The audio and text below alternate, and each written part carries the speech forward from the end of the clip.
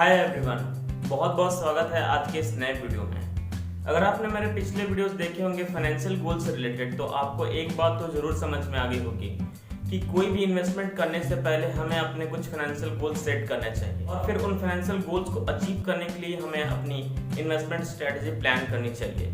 तो आज के इस वीडियो में हम बात करने वाले हैं best one time investment opportunities available in India for short term. Video में आगे बढ़ने से पहले एक चीज जो मैं आपको हमेशा कहता हूँ, जब भी आप कोई इन्वेस्टमेंट डिसीजन लेते हो एटलीस्ट दो फैक्टर्स जरूर कंसिडर कीजिए। पहला फैक्टर है आपकी अर्निंग प्रोफाइल क्या है, आपकी फाइनेंशियल स्टेबिलिटी, आपका फाइनेंशियल पोजीशन कैसा है, और दूसरा है आपका रिस्क फैक्टर क्या है, रिस्क कैपेसिटी आपकी क्या है। तो इन दो फैक्टर्स को एटलीस्ट आप जरूर कंसिडर करें जब भी कोई इन्वेस्टमेंट डिसीजंस आप लेते हो। जैसा कि हम हमेशा बात करते हैं, कोई भी इन्वेस्टमेंट एक फाइनेंशियल गोल के साथ ही शुरू होता है, लेकिन अगर क्या हुआ आपको सडनली कहीं से कोई बड़ा अमाउंट मिल जाए या फिर कोई वन टाइम पैसे जो कि आपके पास अचानक से आ जाते हैं, मान लो आपके फ्रेंड ने आपको, जो आपने कभी उसे उधार दिया था, उसने उसे चुकाया तो आपके पास सडनली कुछ पैसे आ गए। तो इस कंडीशन में या फिर और भी बहुत सारे कंडीशन हो सकते हैं, तो यहाँ पे आप उन पैसों को क्या करेंगे, क्योंकि आपके ऑलरेडी फाइनेंशियल गोल्स के अकॉर्डिंग आपने अपनी इन्वेस्टमेंट स्ट्रेटजीज प्लान की हुई हैं और आपकी इन्वेस्टमेंट चल रही है। तो यहाँ पे बेसिकली क्या है कि वैसे तो कुछ ऑप्शंस हो सकते हैं, लेकिन जो मेन यहाँ पे तीन ऑप्शंस होंगे। मान लो कि आप उसे इन्वेस्ट कर सकते हो, या फिर हो सकता है कि आप उससे कोई बिजनेस जो आपने प्लान करके रखा था, आपके पास कोई बिजनेस प्लान था और बहुत दिनों से आप उसे स्टार्ट करने की सोच रहे थे, तो यहाँ पे वो पैसे आप एज ए कैपिटल इन्वेस्ट कर सकते हो और यहाँ पे आप उन्हीं पैसों से कोई दूसरी अर्निंग सोर्सेज भी क्रिएट कर सकते हो। तो यहाँ पे ये तीन चीजें हैं, लेकिन मेनली हम बात करने वाले हैं आज उन पैसों को इन्वेस्ट करने के लिए क्या ऑप्शंस हो सकते हैं हमारे पास। फॉर एग्जाम्पल हम यहाँ पर अमाउंट लेते हैं, हो सकता है आपके पास 50,000 रुपए हो, 1 लाख रुपए हो, 5 लाख रुपए हो, या फिर 10 लाख रुपए भी हो सकते हैं। तो हम यहाँ पे only short term investment opportunities के बारे में बात करने वाले हैं आज के इस वीडियो में। यहाँ पे शॉर्ट टर्म से मेरा मतलब है अप टू 1 ईयर। तो हम वैसे ही इन्वेस्टमेंट अपॉर्चुनिटीज के बारे में बात करेंगे जहां पे आप 1 साल तक अपने पैसे को इन्वेस्ट करके रख सकते हो। तो अगर हम आज के सिनेरियो में बात करें शॉर्ट टर्म इन्वेस्टमेंट ऑप्शंस की, स्पेशली इंडिया में तो बहुत ज्यादा हमारे पास ऑप्शंस नहीं है जहां पे हम ऐसे रिटर्न्स एक्सपेक्ट करें जो इन्फ्लेशन को भी बीट करते हों। तो ये चीज भी हमें कंसिडर करना होगा, लेकिन हम यहाँ पे दो कंडीशंस की बात करेंगे। पहला कंडीशन होगा, इस कंडीशन में आप अपने कैपिटल को एटलीस्ट प्रोटेक्ट करके रखना चाहते हैं, और दूसरा कंडीशन में आप थोड़ा सा रिस्क भी ले सकते हो। तो दोनों ही कंडीशन के ऑप्शन जो भी होंगे हम उनके बारे में बात करते हैं। सबसे पहले हम बात करेंगे कि हम कैपिटल प्रोटेक्टेड इन्वेस्टमेंट ऑप्शंस क्या हमारे पास, उनके बारे में बात करते हैं। तो वन टाइम इन्वेस्टमेंट ऑप्शंस के लिए जो हमारे पास सबसे पहला ऑप्शन है वो है आरडी का। आरडी हम यहाँ पे 1 साल के लिए भी कर सकते हैं। यहाँ पे आप देख सकते हो ये एक प्राइवेट बैंक के इंटरेस्ट रेट्स हैं फॉर आरडी 6 महीने, 9 महीने, 12 महीने और 15 महीने के लिए। तो यहाँ पे आप देख सकते हो कि इंटरेस्ट रेट्स जो हैं वो कितने कम हैं, और यहाँ पे दोनों आपको दिख जाते हैं, नॉर्मल कस्टमर के लिए भी और सीनियर सिटीजन के लिए भी। तो यहाँ पे एक ऑप्शन हो सकता है कि आप आरडी ऑप्शन यहाँ पे इसलिए मैं बता रहा हूँ क्योंकि हम अभी बात कर रहे हैं कैपिटल प्रोटेक्शन इन्वेस्टमेंट की। तो यहाँ पे आपके कैपिटल को कोई भी रिस्क नहीं होगा। यहाँ पे देख सकते हो कि रेट ऑफ इंटरेस्ट जो है वो काफी कम होता है, इन्फ्लेशन रेट से काफी नीचे होता है यहाँ पे। तो शॉर्ट टर्म में जैसा कि मैंने आपको बताया कि हमारे पास कोई बहुत ज्यादा ऐसे इन्वेस्टमेंट ऑप्शंस नहीं होते हैं जहाँ पे हमारा कैपिटल भी प्रोटेक्टेड है और हमें रेट ऑफ रिटर्न भी या रेट ऑफ इंटरेस्ट वो ज़्यादा मिले, इन्फ्लेशन से ज़्यादा मिले। तो फिलहाल लेकिन हमें वो पैसे हम सेविंग अकाउंट में भी नहीं रख सकते हैं, इसलिए हमें उन्हें कहीं ना कहीं तो इन्वेस्ट करना होगा। तो अब हम अपने नेक्स्ट इन्वेस्टमेंट ऑप्शंस के बारे में बात करते हैं फ्रेंड्स। वो है हमारा FD, fixed deposit in bank.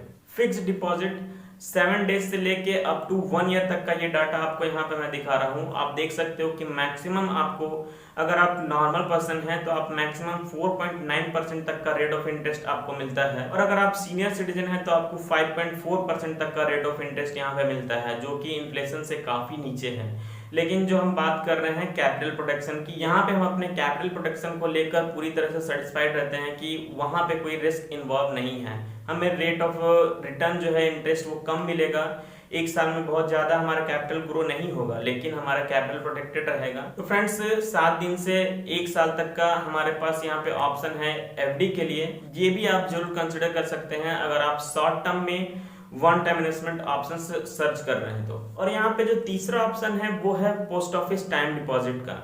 यहाँ पे हमारे पास हम मिनिमम 1000 रुपीज से इन्वेस्ट कर सकते हैं और मल्टीपल ऑफ 100, यहाँ पे कोई मैक्सिमम लिमिट नहीं है। और हम 1 साल, 2 साल, 3 साल और 5 साल के लिए एफडी यहाँ पे करवा सकते हैं। तो यहाँ पे हमारा जो 1 साल का रेट ऑफ इंटरेस्ट है वो है 5.5 और जो 5 साल का रेट ऑफ इंटरेस्ट है वो है 6.7। तो यहाँ पे 5 साल के लिए थोड़ा सा रेट ऑफ रिटर्न करीब है इन्फ्लेशन के, लेकिन फिर भी उससे कम है।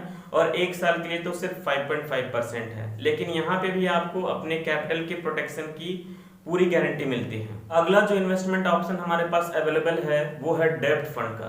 फ्रेंड्स डेब्ट फंड ऐसे फंड्स हैं जहाँ पे बेसिकली हमारा पैसा गवर्नमेंट सिक्योरिटीज और बॉन्ड्स में इन्वेस्टेड होता है, तो यहाँ पे भी कैपिटल लॉस के चांसेस बहुत ही कम हो जाते हैं। और डेब्ट फंड के अंदर भी हमारे पास काफी ऑप्शंस अवेलेबल होते हैं, जैसे कि short duration fund, ultra short duration fund, guilt fund, liquid fund, corporate bond fund, money market से रिलेटेड फंड। तो यहाँ पे हमें काफी ऑप्शंस मिल जाते हैं इन्वेस्टमेंट के लिए डेब्ट फंड के अंदर ही। यहाँ पे आप अपनी नीड के अकॉर्डिंग कोई भी फंड सेलेक्ट कर सकते हो।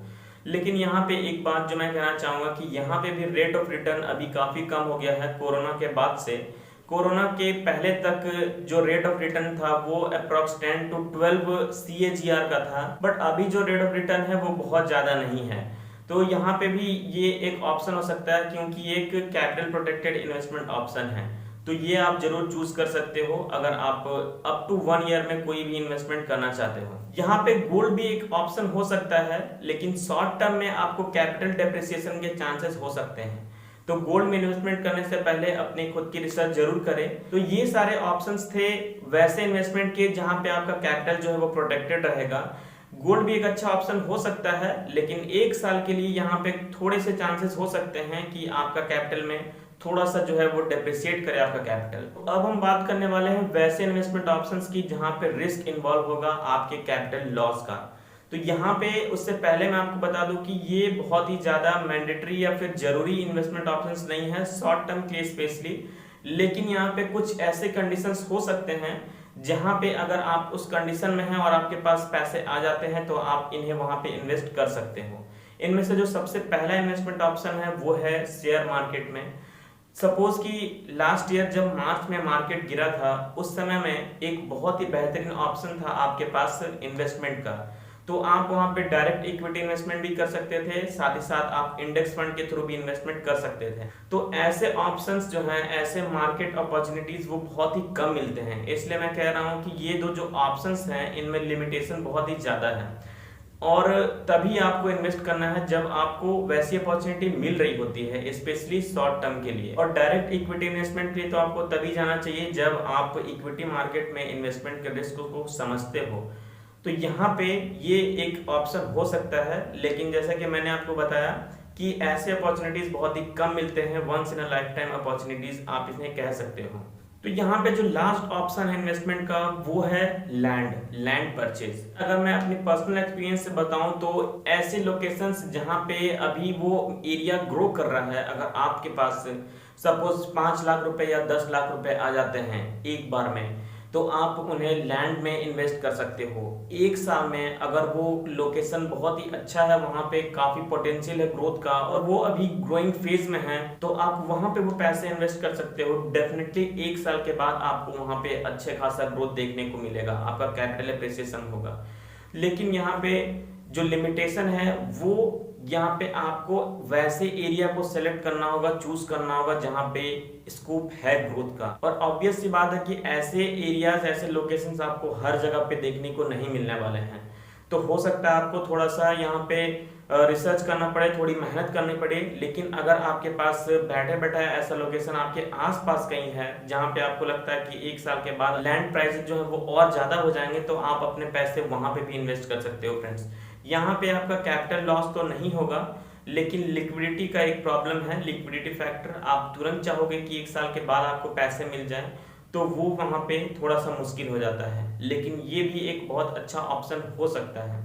कुछ लिमिटेशंस के साथ, जो कि मैंने आपको बता दिया। तो ये थे यहाँ पे कुछ one time short investment ideas, जहाँ पे हमने दोनों कंडीशंस की बात की, जहाँ पे आपका एक है कैपिटल प्रोटेक्टेड इन्वेस्टमेंट ऑप्शंस और दूसरा है थोड़ा सा आपको वहाँ पे रिस्क लेना पड़ेगा। लेकिन यहाँ पे ज़्यादा प्रेफर मैं आपको कहूँगा कि आप जो है पहला वाला जहाँ पे आपका कैपिटल प्रोटेक्टेड है वहाँ पे ही आप जाएं, और जो दूसरा ऑप्शन है वहाँ पे मैंने आपको जो भी कंडीशन है, जो भी लिमिटेशन है, वो मैंने आपको बताया। तो जब आप उसको लेकर कन्विंस हो तभी आप दोनों ऑप्शंस के लिए जा सकते हो, लैंड और फिर इक्विटी इन्वेस्टमेंट। तो फ्रेंड्स ये था आज का वीडियो। आज की इन्फॉर्मेशन कैसी लगी जरूर कमेंट करके बताइएगा, और इसी तरह के वीडियोस देखने के लिए जरूर सब्सक्राइब करें मेरे यूट्यूब चैनल को। मिलते हैं जल्दी एक नए इन्फॉर्मेटिव वीडियो के साथ, तब तक के लिए bye bye and take care.